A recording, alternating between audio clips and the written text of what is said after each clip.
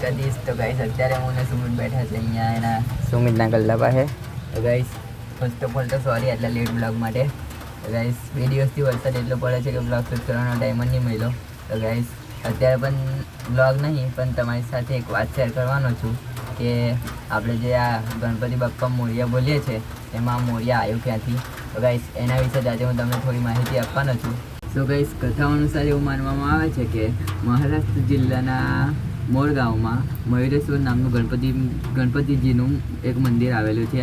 આ મંદિરના પૂજારી હતા મોરિયા ગોસાવી. તો આ મોરિયા ગોસાવી ગણપતિજીના એટલા મોટા ભક્ત હતા કે 24 કલાક માત્ર ગણપતિજીની પૂજા અર્ચનામાં જ લાગ્યા રહેતા હતા.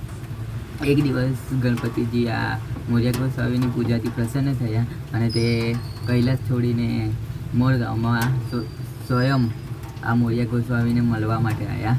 એ આ મોરિયા ગોસ્વામી સાથે એટલા હળીમળી ગયા હતા તે પોતે કૈલાસ જવાનું જ ભૂલી ગયા. તેથી પાર્વતી માતા તેમને સ્વયં લેવા માટે કૈલાસથી મોર ગામ આવે છે અને ગણપતિજીને કહે છે કે આપણે આપણા ઘરે જવાનું છે. તો કંઈ જતાં પણ ગણપતિ બાપા મોરિયા ગોસ્વામીની ભક્તિથી એટલા બધા પ્રસન્ન હતા કે એને વરદાન આપે છે કે જ્યારે પણ મારું નામ લેવામાં આવશે ત્યારે મારા નામની સાથે તારું પણ નામ લેવામાં આવશે. ત્યારથી જ આપણે બોલતા હોઈએ છીએ કે ગણપતિ બાપ્પા મોરિયા. તો આ હતી આ મોરિયા ગોસ્વામીની કથા. તો ગાઈસ વિડીયો પસંદ આવ્યો હોય તો લાઈક કરી દેજો, ચેનલ પર ના હોય તો સબસ્ક્રાઈબ કરી દેજો. મળીએ કાલના બ્લોગમાં. બાય.